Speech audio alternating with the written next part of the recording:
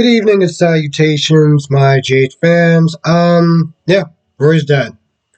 Rorys Dad, Trina's crying, and you know what, to be honest, I really did not care at all. She didn't appreciate him when he was alive, so I give two F's about her crying that he's dead.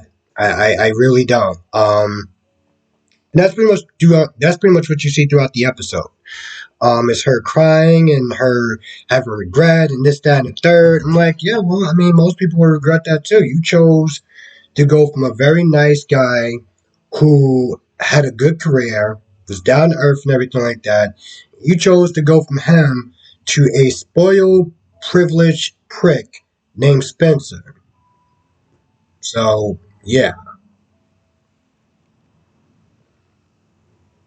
Um, Josh is there. Cam tried to ask a couple of questions throughout that time, but he wasn't really getting anything, and she was just like, I just need to be there for Trina. Towards their last meeting, when he was like, is there something you want to tell me? She kissed him on the cheek and walked off, and Cam right there was like, yeah, there's something going on. There's something wrong. There's something going on. Spencer started blaming himself, which, to be honest, Esme did all that. Esme did the whole tape and everything like that. She did all that. So he's not there wallowing and just guilt and everything. And in reality, he didn't do anything to Trina. Yeah, Esme came along with him, but he's not responsible for Esme's actions. He did say he was going to stay there. At first, he was going to leave, and now he's going to stay. Ben feels bad. There was one point where Liz almost seemed like she slipped up when she was like, no. Esme couldn't be the Hill Killer. And it was just like, why? No. Why couldn't Esme be the Hill Killer? Go on.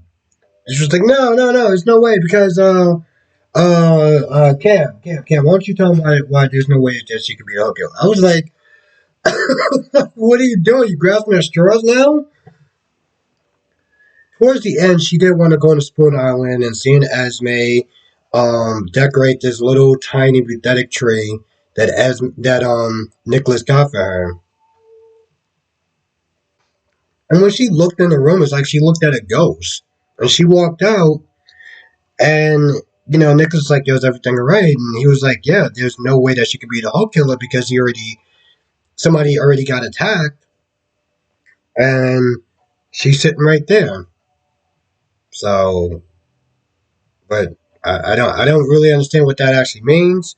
Um, Now Ava is pissed, okay, and she plays the recording for Victor. Victor comes over there. After this whole debate, I was just like, you don't have anything, Ava. You really don't.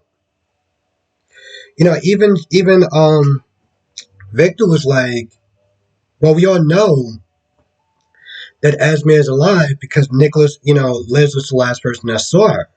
So that, from that timetable, it didn't really mean anything except for the fact that he tried to protect you from going to jail or whatever.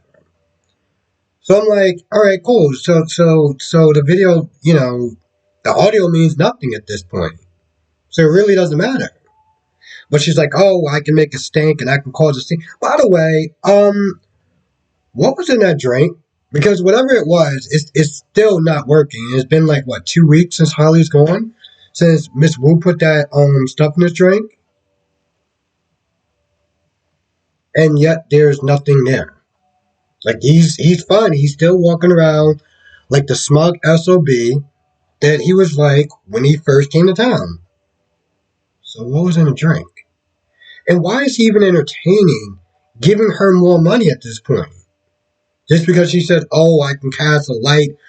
I can make the cast irons look bad if this goes to trial. And I'm like, it's not going to go to trial. Esme is alive. What are you talking about?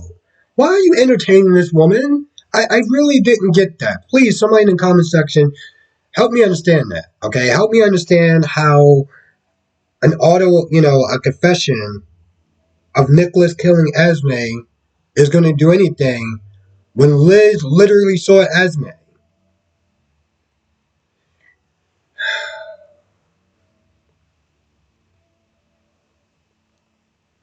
Valentine and Anna didn't really do anything in this scene except for just be filler. That was about it. That's pretty much what they did. They kissed. They talked about Lucy finding evidence, and then it was like, "Oh, it's late. Well, I guess we can't do anything now." So glad that you two actually decided to join the episode. You contribute absolutely nothing, and yeah, we're all not better off for it. That's awesome. Curtis actually came out of his mouth talking to Jordan like, "Yo, just to let you know, if you want somebody to talk to, I'm here." Curtis, you are the last person that I think this woman wants to talk to. Literally the last person on earth. um, Laura's talking to Nicholas, didn't really go anywhere except for the fact that she was like, "Hey, let's go to Spoon Island." He was like, "No, you can't go there." I mean, Spencer's he's not living here, so you can't really go there. So whatever. Um, yeah. Other than that, I can't really think of anything else that happened. Let me just double check my notes. All in all, a decent episode. Like I said, besides the Anna and Valentine stuff that didn't really do anything, didn't even move their storyline, forward. The only scenes I really didn't like was the Trina scene because again, you didn't care about him when he was alive. I don't really give a damn about your tears that he's dead. Um, yeah, I feel like that's pretty much about it. I can't really think of anything else that happened. So, with that being said, I'm gonna go. I want to thank you for watching. Be safe, and yeah, that's about it for the most part. Have a good weekend. Also, if you're watching this now, I'm going to be doing a live stream tonight at 8 p.m. so we can sit there and talk about this episode and pretty much all the other episodes that happened throughout the day. Why an Airbnb days and stuff like that. 8 p.m. Eastern, 5 p.m. Pacific. Yeah. All right. Have a good night and a good weekend if I don't see you on the stream, but hopefully I will.